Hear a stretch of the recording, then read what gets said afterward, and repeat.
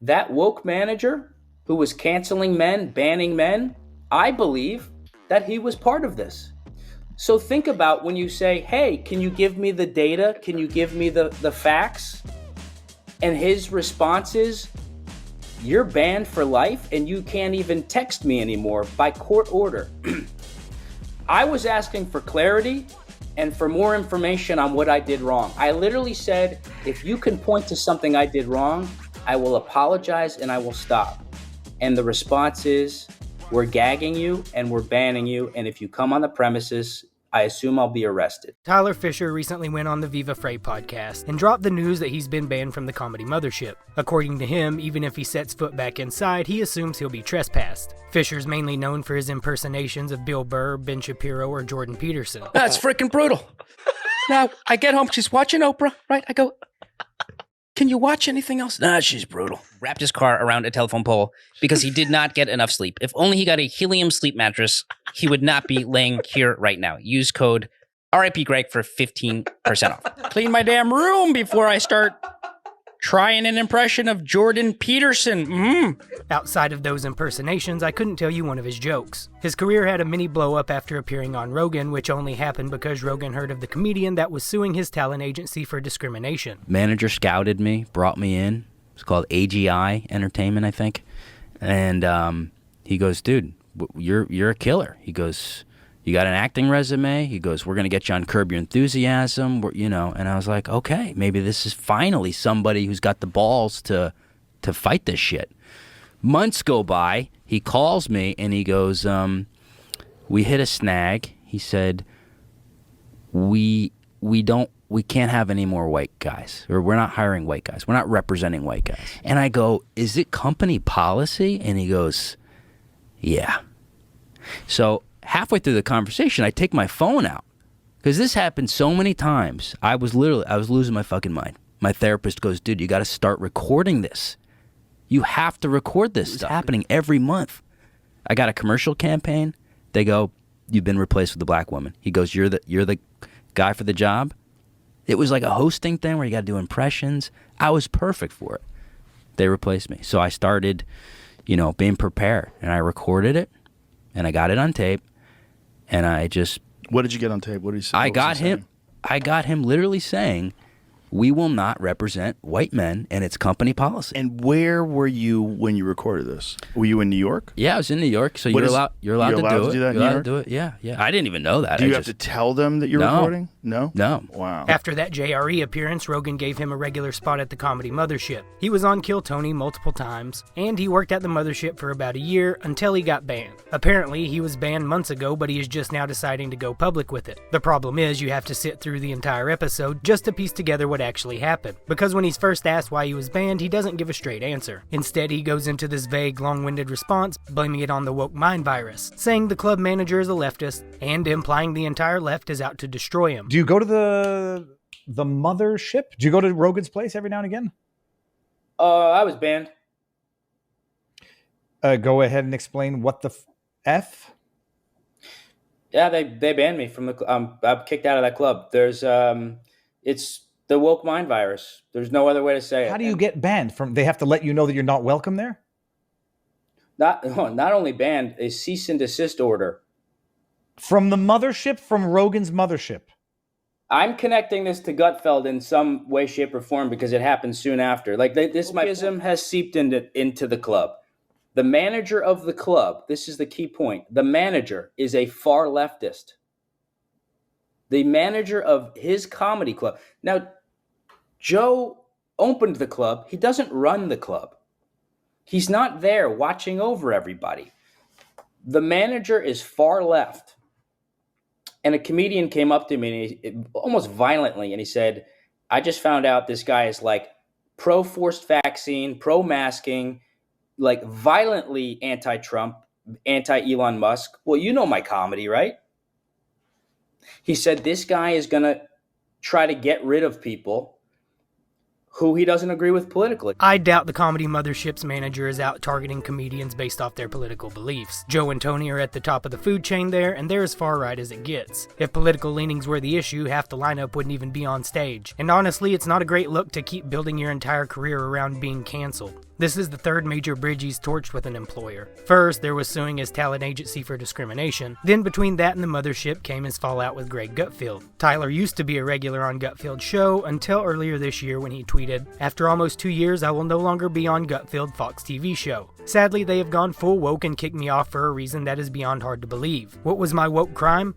I asked an employer out for coffee." So it does feel a little weird that he claims Gutfeld banned him for just asking a coworker out for coffee, because later in the same podcast he admits he was mentioned in the T app for hitting on women at the mothership. Have you heard of the app called T? Did you see that whole scandal? A comedian puts a post about me on there. A fake post, nothing even criminal. Just said that I hit on women at the comedy club. I hit on women. You saw me do stand up? Yeah. You remember after the show I stand outside. I follow me on Instagram. I take photos. To me, it sounds less like woke cancel culture seeking his destruction and more like a pattern. Tyler said it all came down to a 45-minute HR-style meeting with the club manager. According to him, the manager told him the T-app rumors could become a problem for Rogan. And honestly, it sounds like the manager just wanted him to say, "Yeah, I've done that, but I'll stop." Instead, every time Tyler denied it, the manager got more annoyed. To make matters worse, Tyler brought in a lawyer, and that was basically the last straw. And soon after, he was served with a cease and desist. He wouldn't tell me what I did wrong. He wanted me to give a false confession. So on the call, this guy says, "You're aware that this T app, you're a problem. You understand you're a problem with women." And I said, "You're telling me an anonymous post on an app meant to destroy women?" He said, "This is going to hurt Joe Rogan. He's going to be furious, and you're going to hurt the reputation of the club." And so every time I explained to him that this was false, he got angrier and angrier, refused to tell me what I did wrong. So here's what I did. I sent an email to him and the comedy booker who was on the show. I said, "Guys, here's what we talked about on the email. You told me this anonymous T-app post is going to destroy my reputation, your reputation, Joe's reputation. I've hired a lawyer to find out who posted it to get it removed. I didn't threaten to sue Joe. I didn't threaten to sue the company, anything." His response was, "The attorney of the club, we don't have to tell you what you did wrong. We don't have to tell you who complained. And we are giving you a court-ordered cease and desist. You're not allowed in the club, and you're not allowed to reach out to anybody at the club. Just silence. That's it." I mean, that's how it usually goes when you bring a lawyer into a business dispute. The mothership probably had no choice but to loop in their own lawyer, and then bird law ensues. Now let's say you and I go toe-to-toe on bird law and see who comes out the victor. You know? As the podcast goes on, the picture starts to come more into focus. It seems like Tyler could have ended this mess and probably kept his spot if he just de-escalated. Instead, he fought back, as it seems that's what he's been programmed to do, and to blame woke cancel culture. He did take some solid advice from comedians at the mothership and called Joe. It seems like all Joe really wanted was for Tyler to admit what he did and agree to fix it moving forward. But Tyler kept refusing to own up to what they were alleging, and at some point, even Joe snapped. The complaint was hitting on women aggressively. That was how again, the woke shit. You hit on women aggressively. I said, "What does that mean? What is He couldn't define it. You have to understand the woke. You got to be thinking in the mind of a schizophrenic person.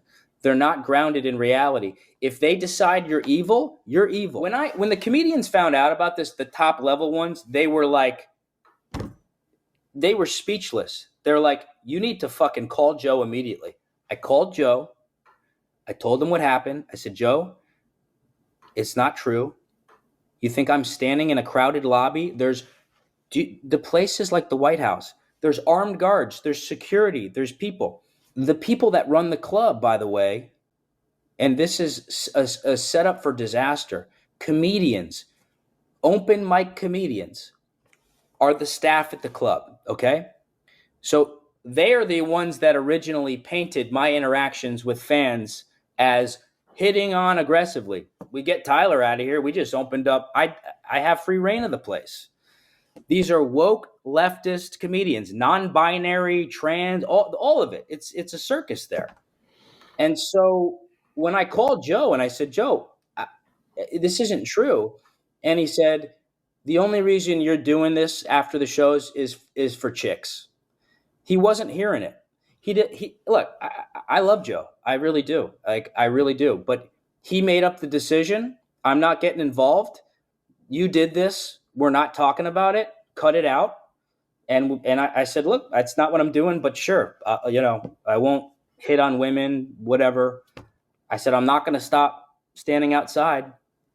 I'm not going to stop thanking the fans. It's how I have a career. I've collected 10,000 emails by hand after the show. I'm sure Tyler gets approached by a lot of women just because he's kind of famous. The problem seems to be he wasn't exactly low-key about it, which is weird because surely he's not the only comedian at the mothership capitalizing on a little fame. Even with the Gutfield situation and the T-App drama, it seems like they were mostly fine with him sticking around. All they really wanted was a promise to calm things down. The host of the podcast even comes to Tyler's defense, but Tyler's response probably wasn't the best move given the situation. I've known you since well before this. I've seen you in real life interacting with people. Yeah. And I would be shocked and appalled if it turned out that you are some sort of sexual degenerate that I never knew about. I'm a very sexual person. Like, I love sex. I love women. But again, I want you to just note two key points. Both of these times, what did I do? I asked for clarity. I asked for more information. And I asked to come to the table to have a discussion. Canceled, smeared, gagged. So Tyler just won't stop blaming cancel culture. He could take a page out of Shane's book, admit it sucked, own your mistakes, and move on. Shane did that, never burned a bridge, and it worked out great for him. Instead, Tyler comes off like he's reading from a legal playbook. Every word is measured, framed as if all he wanted was clarity and a discussion at the table, which of course makes sense if he actually admitted wrongdoing. He knows he'd have zero legal standing if he got fired afterward. He even admits he felt bad about recording the HR conversation, because he said the booker was on the call. He doesn't say him by name, but unless there's two bookers at the mothership, it was Adam Egget. According to Tyler, Egget wanted to keep him. But then he mentions that in that call with Joe, he tells him he recorded that HR conversation. That seemed to be the last straw for Joe. By the way, this broke the heart of the booker, who I love, and I'm like in pain for him. He tried to save me. He was on the call. I didn't know he'd be on the call because I really love this guy, and I still had to record it. But at the end of the day, they got rid of me. So whoever's on the call is on the call, and it's on tape. But someone in the chat says, "Are you allowed recording in Texas? It's a one-party consent state. Only you don't need the permission of the people on the other end." No, I knew that. Did Rogan hear the recording of the call with the manager at his club? No, but I told him I recorded it. Again, I'm like, I'm not going to lie about any of this. I called Joe. I said, Joe, I just had this basically HR call for 45 minutes because I hit on a girl in the lobby. I said, Joe, I recorded it for my own protection. I'm not going to do anything with it. I never would have imagined there'd be a cease and desist order.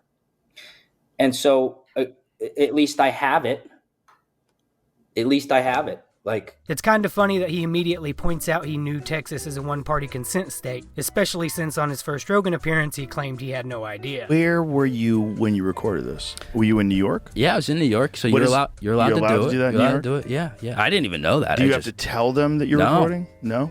Wow. That alone might explain why they just banned him. You can almost hear Joe thinking, yep, this is going exactly where I thought it would. It gets even clearer why they let him go. Tyler admits he didn't hang out in the green room much, avoided socializing, and he called the green room toxic. Honestly, it sounds like he and the mothership just weren't a good fit, which, given the pattern of events, feels like the simplest explanation. I did my best to be an asset to the club, and I stayed out of the gossip. I don't drink, I don't smoke. I stayed out of the green room, which can be very toxic. There's a lot of shit talking, and so what's funny is I stayed out of trouble, and I would be in the lobby waiting for the show to end. And that's where they got me. That's where they took their, character assassination attempt. That's all I got.